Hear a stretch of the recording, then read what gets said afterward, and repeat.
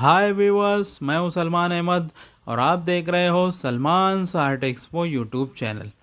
जैसा कि आपको पता है, डिस्कवर आर्टिस्ट के नाम से हमारे चैनल ने एक सीरीज़ की शुरुआत की है। उस सीरीज़ के 8वें एपिसोड में आप सभी का स्वागत है, इस्तकबाल है। आज के हमारे गेस्ट आर्टिस्ट है असलम पेंटर साहब, जो फिगर वर्क और पोर्ट्रेट पेंटिंग के लिए शहर व बैरून शहर में जाने जाते हैं।